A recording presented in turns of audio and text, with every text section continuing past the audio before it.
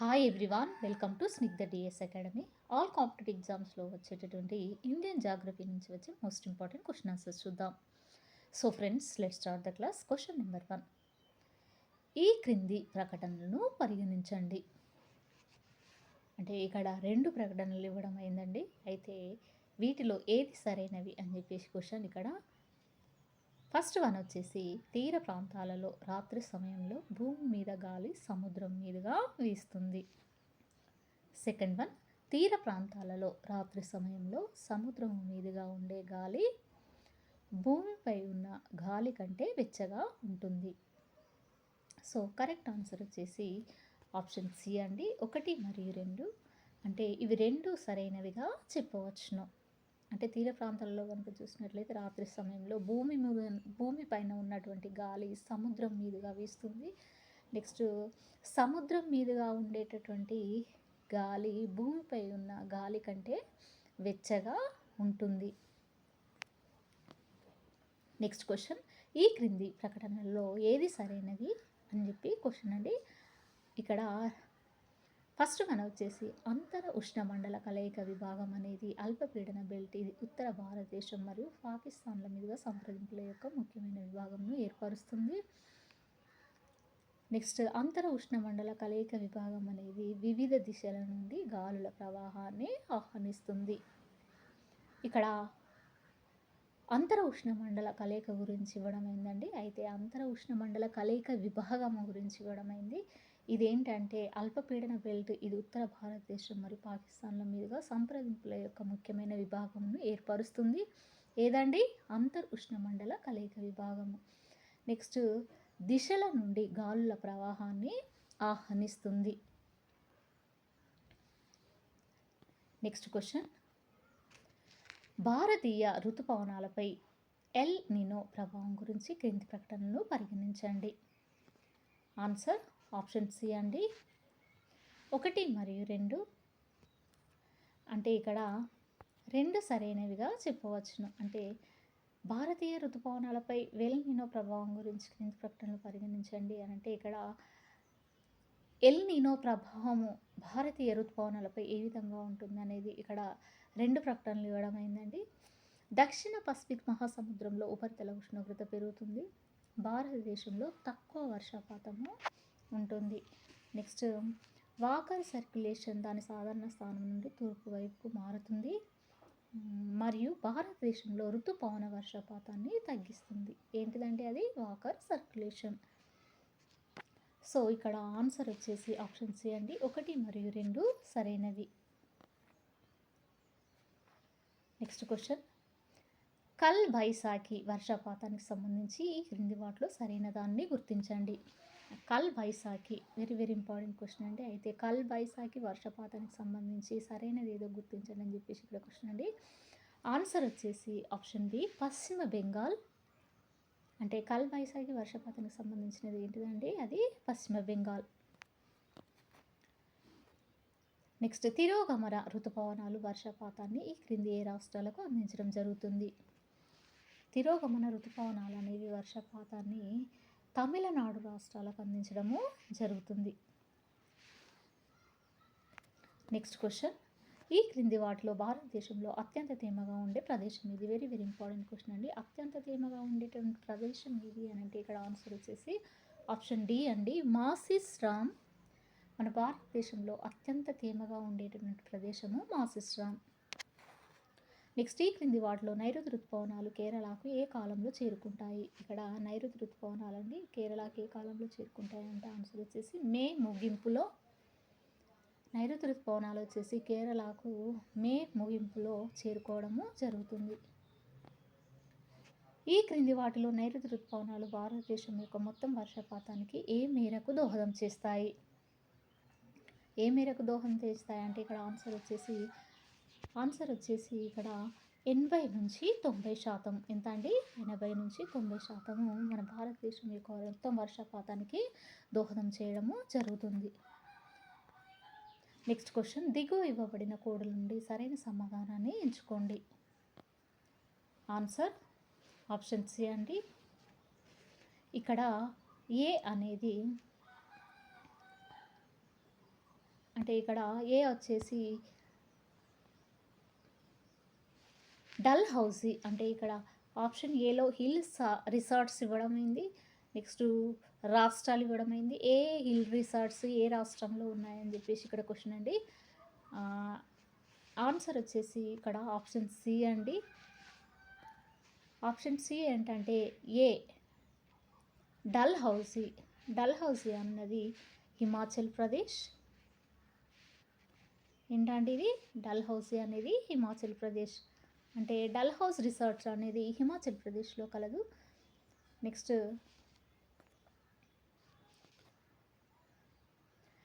ఏంటంటే డార్జిలింగ్ అనేది డార్జిలింగ్ అంటే డల్ హౌస్ రిసార్ట్ అనేది హిమాచల్ ప్రదేశ్లో కలదండి. నెక్స్ట్ డార్జిలింగ్ రిసార్ట్ అనేది పశ్చిమ బెంగాల్లో కలదు. నెక్స్ట్ ముసోరి రిసార్ట్ అనేది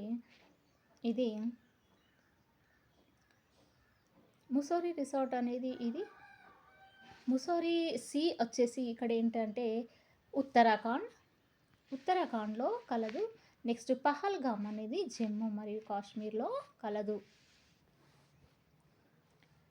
నెక్స్ట్ క్వశ్చన్, నైరుతి ఋతుపవనాలకు సంబంధించి క్రింది ప్రకటనలు పరిగణించండి. ఆన్సర్ వచ్చేసి ఆప్షన్ బి అండి, 1 మరియు 3. అంటే ఇక్కడ నైరుతి ఋతుపవనాలకు సంబంధించి ప్రకటనలు ఏంటి అని అంటే ఇది జూన్ నుండి సెప్టెంబర్ వరకు జరుగుతుంది. నెక్స్ట్ ఇంకోటి ఏంటంటే ఇతర ఋతుపవనాలతో పోలిస్తే ఇది గరిష్ట వర్షపాతాన్ని ఇస్తుంది. ఏంటంటే నైరుతి ఋతుపవనాలకు సంబంధించిన ప్రకటన ఏది అని అంటే జూన్ నుండి సెప్టెంబర్ వరకు ఉంటుందండి. అయితే ఇది ఇతర ఋతుపవనాలతో పోలిస్తే గరిష్ట వర్షపాతాన్ని ఇస్తుంది. So correct answer is option B. Next question, Deccan పీఠభూమి లోపలి భాగం 60 సెంటీమీటర్లు కంటే తక్కువ వర్షపాతం పొందుతుంది. అయితే ప్రధానంగా దీనికి సంబంధించి సరైన దానిని గుర్తించండి. ఇక్కడ దక్కన్ పీఠభూమి అండి, అయితే లోపల 60 సెంటీమీటర్లు కంటే తక్కువ వర్షపాతం పొందుతుంది. అయితే ప్రధానంగా దీనికి సంబంధించిన సరైన దానిని గుర్తించాలి అంటే ఆన్సర్ వచ్చేసి ఆప్షన్ ఏ అండి, ఇది వర్షాఛాయ ప్రాంతము. ఏంటండి వర్షాఛాయ ప్రాంతము. నెక్స్ట్ ఇక్కడ ప్రతిపాదనలు ఇవ్వడం అయిందండి. ఏ భారతదేశం ఉష్ణమండల ఋతుపవన వాతావరణాన్ని అనుభవిస్తుంది. నెక్స్ట్ కారణం ఆర్ ఏంటంటే భారతదేశం ఉష్ణమండలంలో ఉంది. సో ఆన్సర్ వచ్చేసి ఆప్షన్ సి అండి, ఏ నిజం కానీ ఆర్ తప్పు. ఇక్కడ ఏ అనేది నిజం కానీ ఆర్ అనేది తప్పు. అంటే ఇక్కడ భారతదేశం ఉష్ణమండలంలో ఉంది అనేది తప్పండి. భారతదేశం ఉష్ణమండల ఋతుపవన వాతావరణాన్ని అనుభవిస్తుంది అనేది రైట్ ఆన్సర్. నెక్స్ట్ క్వశ్చన్, రాజస్థాన్లోని ఎడారి విస్తరణకు సంబంధించి క్రింది ప్రకటనలో ఏది సరైనది? ఆన్సర్ ఆప్షన్ సి అండి, 1 మరియు 2. అంటే ఇక్కడ రాజస్థాన్లో ఈశాన్యం నుండి నైరుతి నుండి ప్రధానంగా గాలి దిశ కాబట్టి ఎడారీకరణ ధోరణి ఆ దిశలో ఎక్కువగా ఉంటుంది. అంటే రాజస్థాన్లో ఎడారీకరణ ధోరణి అనేది ఎక్కువగా ఉంటుందండి. నెక్స్ట్ తార్ ఎడారి ప్రధానంగా ఋతుపవనాలతో నడిచే ఇసుక ఎడారి. ఇక్కడ వేసవి నెలల్లో గాలి కొత్త ప్రధాన సమస్యగా ఉంటుంది. ఆరావళి శ్రేణి ఎడారి వ్యాప్తికి ప్రధాన అవరోధంగా ఉండగా విస్తారమైన మైనింగ్ శ్రేణిలో కోతలు సృష్టించడం ఎడారి వ్యాప్తికి దారితీస్తుంది. అంటే ఇక్కడ ఇవి 2 సరైనవిగా చెప్పవచ్చును. నెక్స్ట్ క్వశ్చన్, భారతదేశంలో వర్షపాతానికి సంబంధించి క్రింది ప్రకటనలో ఏది సరైనది? ఆన్సర్ ఆప్షన్ ఏ అండి, కేవలం 1. అంటే ఇక్కడ ఆప్షన్ ఏ అండి, భారతదేశంలో అత్యధిక వర్షపాతం నైరుతి ఋతుపవనాల్లో కురుస్తుంది. వెరీ వెరీ ఇంపార్టెంట్ క్వశ్చన్ అండి, ఇది ఆల్ కాంపిటేటివ్ ఎగ్జామ్స్లో రావడం జరుగుతుంది. అయితే భారతదేశంలో అత్యధిక వర్షపాతం అనేది నైరుతి ఋతుపవనాల వల్ల కురుస్తుంది. నెక్స్ట్ ఈ క్రింది ప్రకటనలను పరిగణించండి. ఆన్సర్ ఆప్షన్ ఏ అండి, 1 మరియు 4. అంటే ఇక్కడ పంజాబ్ మైదానంలో అల్పపీడనము, నెక్స్ట్ హిమాలయాల ప్రాంతంలో కూడా వీటి ప్రాబల్యము ఉండును. నెక్స్ట్ క్వశ్చన్, ఈ క్రింది స్టేట్మెంట్లలో ఏది సరైనది? ఆన్సర్ ఆప్షన్ ఏ అండి, 1, 2 మరియు 3. అంటే ఇక్కడ 3 కరెక్టేనండి. ముంబైలో పూణే కంటే ఎక్కువ వర్షపాతము నమోదవుతుంది, ఎందుకంటే ఇది పశ్చిమ కనుమల యొక్క గాలి వైపున ఉంది. ఏంటండి అది ముంబై. నెక్స్ట్ విదర్భ ప్రాంతాల వర్షపు నీడ ప్రాంతంలో ఉన్నందున అంటే విదర్భ ప్రాంతం అనేది వర్షం నీడ ప్రాంతంలో ఉన్నందున పాక్షిక శుష్క వాతావరణాన్ని అనుభవిస్తుంది. నెక్స్ట్ భారతదేశంలో ఋతుపవనాలు చివరిగా కాశ్మీర్ లోయకు చేరుకుంటాయి. ఇవి 3 సరైనవిగా చెప్పవచ్చును. So correct answer is option A. Next question, భారతదేశంలో నైరుతి ఋతుపవనాలకు సంబంధించి క్రింది ప్రకటనలో ఏది సరైనది? ఆన్సర్ ఆప్షన్ ఏ అండి, 1, 2 మరియు 3. అంటే ఇక్కడ ఋతుపవనాలు ముందుగా మలబార్ తీరానికి చేరుకుంటాయి. రాజస్థాన్ నైరుతి ఋతుపవనాల నుండి వర్షపాతం పొందదు. నెక్స్ట్ శాశ్వత పవన బెల్టులు దక్షిణ వైపుకు మారడం ప్రారంభించినప్పుడు నైరుతి ఋతుపవనం వెనక్కి తగ్గుతాయి. ఏంటంటే అవి ఋతుపవనాలు ముందుగా మలబార్ తీరానికి చేరుకుంటాయండి. తర్వాత రాజస్థాన్ నైరుతి ఋతుపవనాల నుండి వర్షపాతం పొందదు. నెక్స్ట్ శాశ్వత పవన బెల్టులు అనేవి దక్షిణ వైపుకు మారడం ప్రారంభించినప్పుడు నైరుతి ఋతుపవనాలు వెనక్కి తగ్గుతాయి. So correct answer is option A.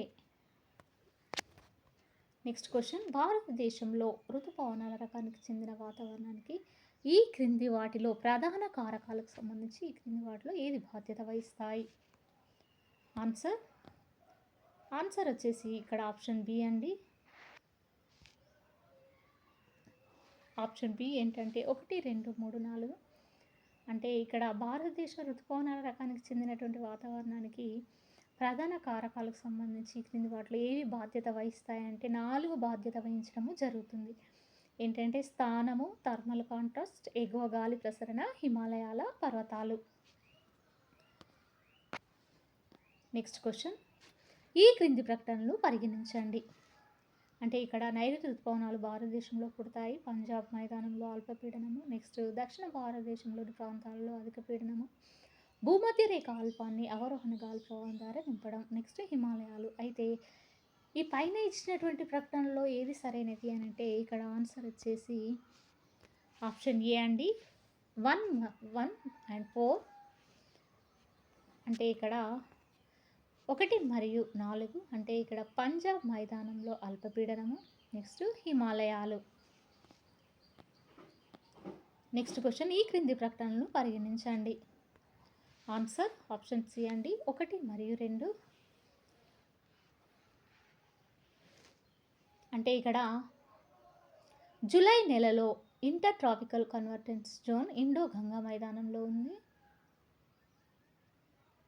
Next north east inter tropical convergence zone అనేది మేఘాలు మరియు భారీ వర్షాల జోన్గా చెప్పవచ్చు. సారీ అండి, ఇక్కడ మేఘాలు మరియు భారీ వర్షాల జోన్గా చెప్పవచ్చు. ఏంటండి అది? Northern inter tropical convergence zone అనేది మేఘాలు మరియు భారీ వర్షాల జోన్గా చెప్పవచ్చును. వెరీ వెరీ ఇంపార్టెంట్ క్వశ్చన్ అండి. అయితే ఇక్కడ ఏంటండి, north east inter tropical convergence zone అనేది మేఘాలు మరియు భారీ వర్షాల జోన్ అండి. Next inter tropical convergence zone అనేది ఇండో గంగా మైదానంలో ఉంటుంది ఇది. సో కరెక్ట్ ఆన్సర్ 2 సరైనవిగా చెప్పవచ్చును. నెక్స్ట్, ఈ క్రింది వాటిలో ఏది భారతదేశంలో ఋతుపవన వాతావరణంతో సంబంధం కలిగి ఉంటుంది? వెరీ వెరీ ఇంపార్టెంట్ క్వశ్చన్ అండి. ఋతుపవన వాతావరణంతో సంబంధం కలిగి ఉండేది ఏది అని అంటే ఆప్షన్ బి అండి, హిందూ మహాసముద్రం యొక్క దక్షిణ భూమధ్య రేఖ వెచ్చని ప్రవాహాలు. ఇవి ఋతుపవన వాతావరణంతో సంబంధం కలిగి ఉంటాయి. నెక్స్ట్ క్వశ్చన్, భారత వర్షాకాలానికి సంబంధించి క్రింది వాటిలో సరైన వాటిని గుర్తించండి. ఆన్సర్ ఆప్షన్ సి అండి, భారత ప్రాంతంలో పశ్చిమ మరియు ఈస్టర్ జెట్ ప్రవాహాలు 2 ఉన్నాయి. ఇది భారత వర్షాకాలానికి సంబంధించినటువంటిగా సరైనదిగా చెప్పవచ్చును. గంగా పరివాహక ప్రాంతంపై వర్షపాతం పంపిణీ విధానం దృష్ట్యా ఈ క్రింది వాటిలో తగ్గుదల క్రమాన్ని గుర్తించండి. ఆన్సర్ ఆప్షన్ ఏ అండి, పశ్చిమ నుండి తూర్పు మరియు ఉత్తరం నుండి దక్షిణం వరకు గంగా పరివాహక ప్రాంతంపై వర్షపాతం పంపిణీ విధానం దృష్ట్యా తగ్గుదల క్రమాన్ని గుర్తించవచ్చు. అంటే పశ్చిమ నుండి తూర్పుకు మరియు ఉత్తరం నుండి దక్షిణం వరకు. నెక్స్ట్ క్వశ్చన్, ఈ క్రింది వాటిలో భారతదేశం యొక్క నైరుతి ఋతుపవనాల ఏర్పాటుతో సంబంధం ఉన్న ఎల్ నినో ఏది? ఆన్సర్ వచ్చేసి ఇక్కడ ఎల్ నినో అండి. ఆన్సర్ వచ్చేసి ఆప్షన్ ఏ అండి, అసాధారణంగా వెచ్చని సముద్ర ప్రవాహము. ఏంటండి అది? అసాధారణంగా వెచ్చని సముద్ర ప్రవాహమే ఎల్‌నినో అని చెప్పవచ్చును. అంటే ఎల్‌నినోతో సంబంధం ఉన్నది ఏది అనండి? అసాధారణంగా వెచ్చని సముద్ర ప్రవాహము. Next question. శీతాకాలం మధ్యలో ఉత్తరం మీద బలహీనమైన అధిక పీడనం ఏర్పడినప్పుడు వాతావరణ పరిస్థితులపై ప్రభావం ఎలా ఉంటుంది అనే అంశానికి సంబంధించి క్రింది వాటిలో సరైన దాన్ని గుర్తించండి. అంటే ఇక్కడ టాపిక్ ఏంటంటే శీతాకాలం అండి. అయితే శీతాకాలం మధ్యలో గనుక చూసినట్లయితే ఉత్తరం మీద బలహీనమైన అధిక పీడనం ఏర్పడినప్పుడు వాతావరణ పరిస్థితులపై ప్రభావం ఎలా ఉంటుంది అనే అంశానికి సంబంధించినది. ఇక్కడ ఆన్సర్ వచ్చేసి ఆప్షన్ ఏ అండి. 1 మరియు 2. అంటే ఇక్కడ 1 మరియు 2 అనేది ఇక్కడ అధిక మరియు పొడి గాలులు ఈ అధిక పీడన ప్రాంతం నుండి బయటికి వీస్తాయి. నెక్స్ట్ ఉత్తర మైదానము చల్లగా మారుతుంది. అంటే శీతాకాలం మధ్యలో ఉత్తరం మీద బలహీనమైన అధిక పీడనం ఏర్పడినప్పుడు వాతావరణ పరిస్థితుల ప్రభావం ఏ విధంగా ఉంటుందంటే అధిక మరియు పొడి గాలులు ఈ అధిక పీడన ప్రాంతం నుండి బయటకు వీస్తాయి. నెక్స్ట్ ఉత్తర మైదానము చల్లగా మారుతుంది. సో ఫ్రెండ్స్, ఇది ఈ రోజుకు సంబంధించినటువంటి క్లాస్. మీకు నచ్చినట్లయితే లైక్ చేయండి, షేర్ చేయండి, సబ్స్క్రైబ్ చేయండి. Thank you very much.